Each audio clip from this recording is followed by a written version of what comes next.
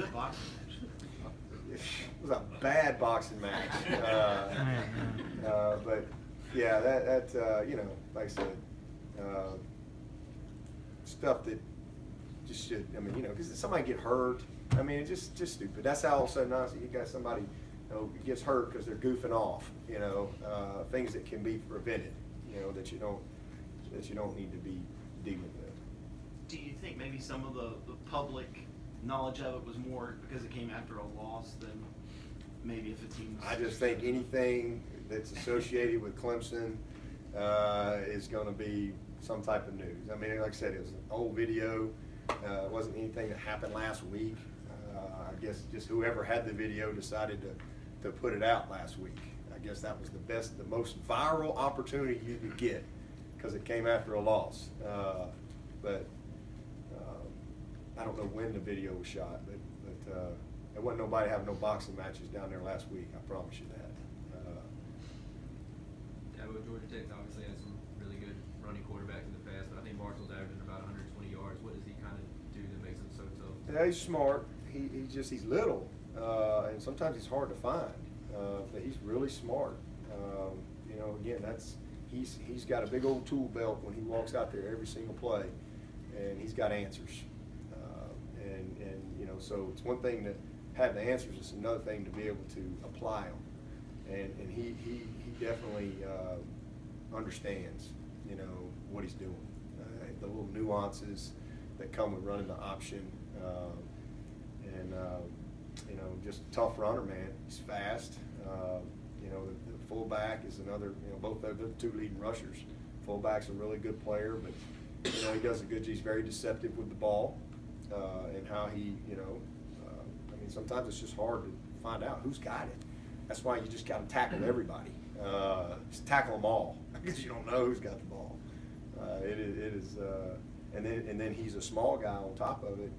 You know, sometimes he just kind of slips through the cracks. And then I think just his toughness. He's a very tough young player. As a decision on explosive in the open field than some of the quarterbacks they've had. Oh shoot, they're all been explosive. You know, I mean, I go all the way back to, was it Nesbitt? What a nightmare he was. He was big and explosive, and a really good passer with a freak show out there. And what was that kid's name? Yeah, a really good player. So, you know, he's just electric. You know, he's a quick guy that I think has the knowledge. You know, sometimes he's had some guys that, you know, athletically really scared you, but weren't as good a decision maker.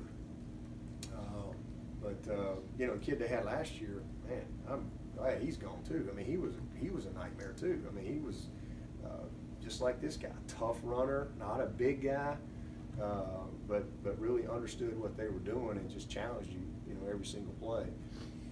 You know, this kid's got a good future. Coach, what do you think about Ricky June, their version of their over-the-top guy this year, and what are you going to do to keep him in check? Well, he's a challenge because, again, you end up having, you can't, it's not like you can sit back and play a bunch of zone coverage on triple option. You're going to be, you just short all day, every play, you're short, and they're going to gash you.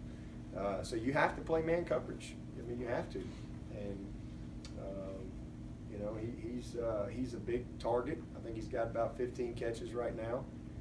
Again, they don't throw it a ton, but you know, when they do, it's a big play. But he's a very good player. I mean, they've done a nice job of recruiting guys to come in there and play in their system. And most of those guys have developed and gone on to the next level. He's another one of those guys that I think's got an opportunity to do that. Speaking of your recruiting, the tendency the last couple of years is to get bigger corners, and it looks like the matchup this year might be, you know, a little bit more in your favor size-wise. Yeah, they're not huge at corner, but they're very experienced, very experienced guys. You know, we do try to recruit bigger corners.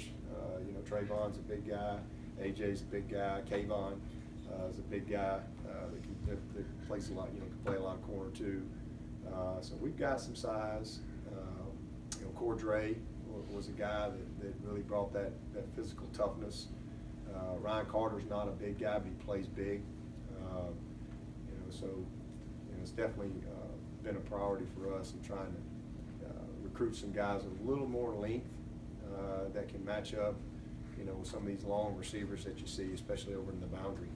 Has any decision on Garrett Williams been made this year? Yes, Garrett and I actually met yesterday, and right now we're going to try to, and I think it's what he wants to do, and I support it, and we're going to try to redshirt him if we can, and see if we can get this year back. So it's really a win-win, and I really kind of left it up to him at this point, and if he came, I definitely think he could come back and help us.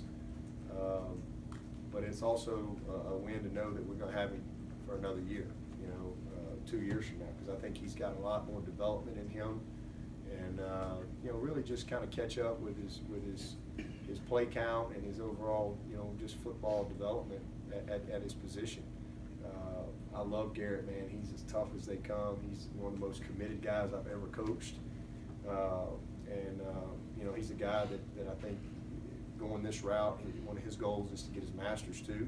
He has opportunity. He has aspirations of playing at the next level. And I think he'll have opportunity to do that. But he also wants to get a master's degree. So I think this kind of puts him on track to maybe better accomplish both of those goals. So that's where we are today. If we have a disaster, then we might have to revisit that. But if things kind of stay status quo and we stay fairly healthy, then we're going to try to hold it. Are you following this Martavis Bryant situation at all? Do you have any advice for him? I have no idea what happened now. He's been less than professional with the Steelers, sort of forcing their hand in the trade.